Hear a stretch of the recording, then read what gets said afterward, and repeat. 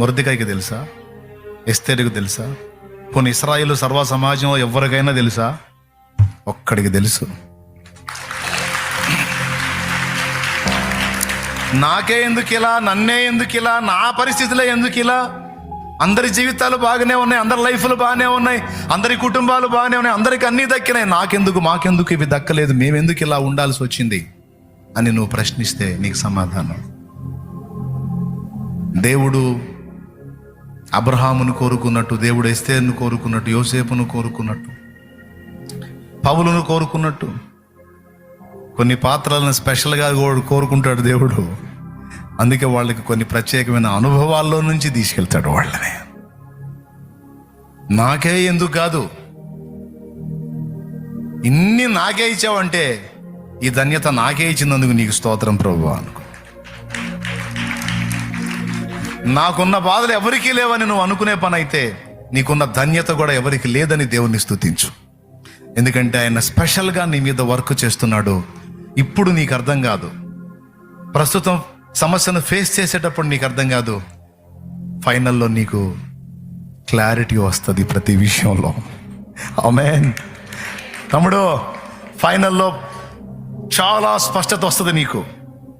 ప్రస్తుతానికి దీన మనస్కుడివై, దీన మనస్కురాలివై ఆ బలీయమైన చేతి కింద, ఆ నీతి సూర్యుని చేతి కింద దీన మనస్కుడివై, దీన మనస్కురాలివై నిన్ను నువ్వు తగ్గించుకొని అప్పచెప్పుకో. తర్వాత చూద్దువు కానీ.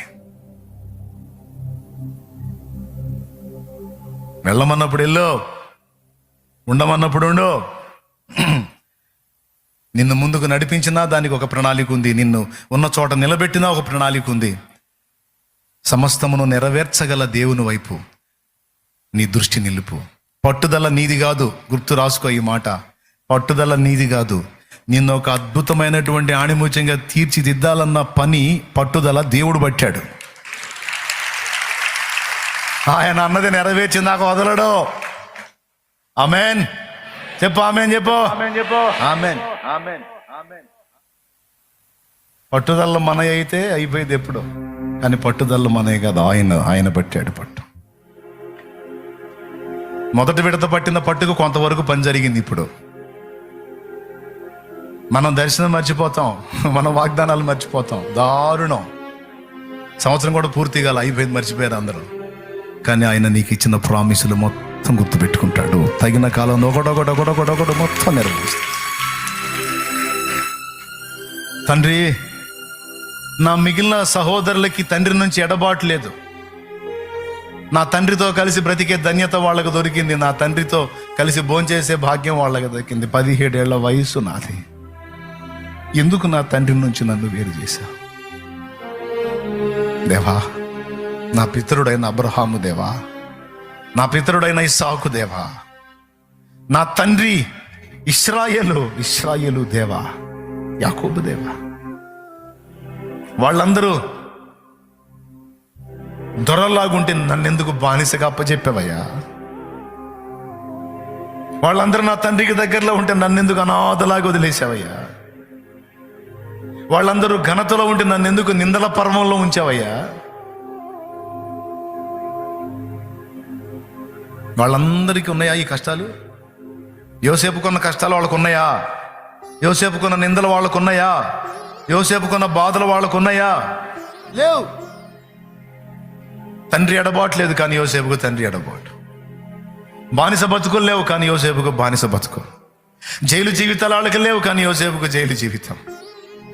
చెయ్యని నేరానికి నిందలు మోసిన పరిస్థితి వాళ్ళకి లేదు, కానీ యోసేపుకు నిందలు. వాళ్ళందరికంటే నేనే ఎక్కువ చెడ్డవాడినా? నాకు ఈ శిక్షలు న్యాయమేనా? ఏమో, ఆయన హృదయంలో ఎంత నలిగాడో, ఆయన ఎంత ఏడ్చుకున్నాడో. కానీ దేవుని సమాధానం ఏంటి? యోసేపుకు తెలుసా యోసేపు ఐగుప్తుని ఏలేవాడు అవుతాడని? యోసేపుకు తెలుసా యోసేపు తన కుటుంబానికి అన్నదాత అవుతాడని? యోసేపుకు తెలుసా ఐగుప్తు చుట్టుపట్ల ఉన్న ప్రాంతాలకి లక్షలాది మందికి కడుపు నింపేవాడు అవుతాడని? యోసేపుకు తెలుసా? యోసేపు బ్రైట్ ఫ్యూచరు ఆయనకి తెలుసు. పడుతున్న కష్టాలే చూస్తున్నారు, కానీ ఈ కష్టాల వెనకున్న గొప్ప ఆధిక్యత, రాబోతున్న ఆశీర్వాదకరమైన జీవితాన్ని వాళ్ళు ఎవరూ చూడలేదు. ఎస్తేరు చూడలేదు, అబ్రహాం చూడలేదు, యోసేపు చూడలేదు, నా బతుకు నేను కూడా చూడలేదు. నేను చాలా ఏడ్చుకున్నా నా పరిస్థితులను బట్టి.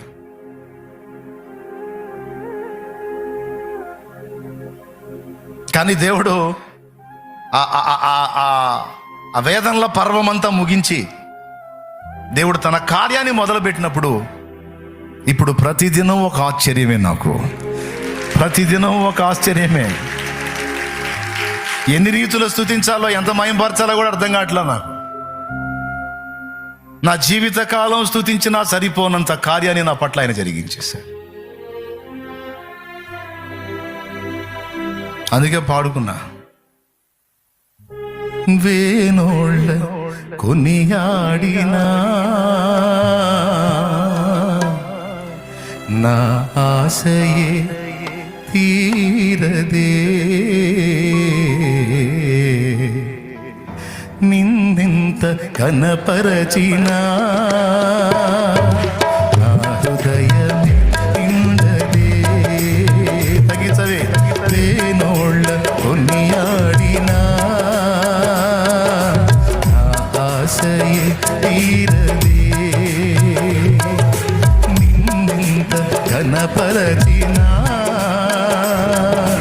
నా హృదయమే నిండదే. నజరేయుడ యేసయ్యా, నీ స్తుతి తప్ప ఆనందమే లేదుగా, నా స్థితి మార్చినది స్తోత్రనిదే కదా, నీ స్తుతి తప్ప ఆనందమే లేదుగా, నా స్థితి మార్చినది స్తోత్రనిదే కదా. వేనోళ్ళ కొనియాడినా కనపరచినా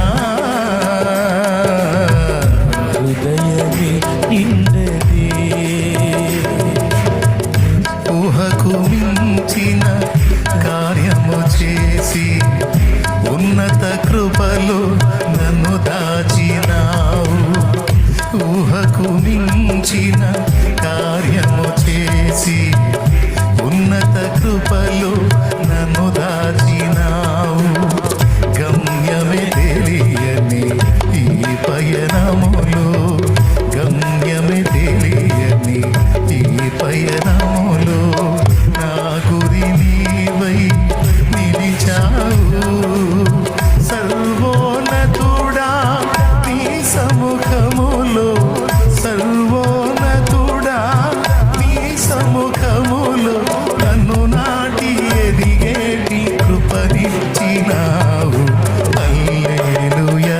యేసయ్యా, కురిపించావు నీ చూపులు వెన్నెల, పలికించావు నీ ప్రేమ రాగాలిల. కురిపించావు నీ చూపులు వెన్నెల, పలికించావు నీ ప్రేమ రాగాలిలా. వేణుల కొనియాడినా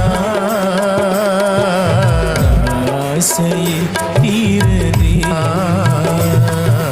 నిన్నెంత గణపరచినా హృదయమే నిండదే.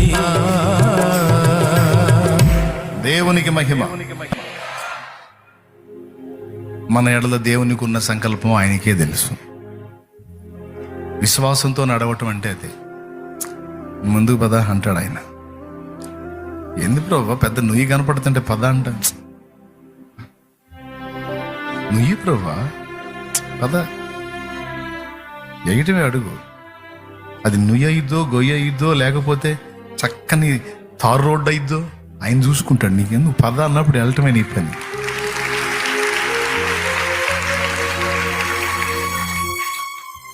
కృంగిపోవద్దు, కలత చెందొద్దు, అధైర్యపడద్దు. ప్రత్యేకమైనటువంటి అనుభవాల్లో గుండా నిన్ను తీసుకెళ్తున్నాడు అంటే ప్రత్యేకమైన ఏర్పాటు ఉంది అని గ్రహించు. ప్రత్యేకంగా నిన్ను వాడుకోబోతున్నాడని గుర్తించు. ఇప్పటి వరకు జరిగిన అనుభవాల్లో కొంత వాడుకున్నాడు, ఇప్పుడు మళ్ళా చేదులు మన జీవితంలోకి అనుమతించినట్లయితే, చేదులు ఏవైనా మన జీవితంలో ప్రజెంట్ మనం ఫేస్ చేస్తూనే ఉంటే, వీటి వెనక మళ్ళీ ఇంకా గొప్పగా వాడబడబోయేటువంటి బ్రైట్ ఫ్యూచర్ భవిష్యత్తులో ఉంది.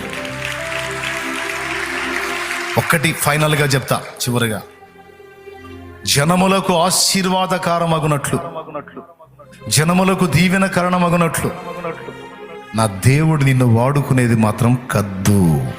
కన్ఫర్మ్. నా దేవుడే పట్టాడు పట్టు, నా దేవుడే పట్టుకున్నాడు నిన్ను. చేయి పట్టుకున్నాడు, వదులుతాడా? చూద్దాం, నీకే అర్థమైందిగా భవిష్యత్తు. ఈరోజు నీ కన్నీళ్ళు, ఆనాడు ఆనందగానాలు. ఆమేన్. అంతే. పలుగాకి లోకం నిందించిన, ఏకాకి వై నీవు రోధించిన,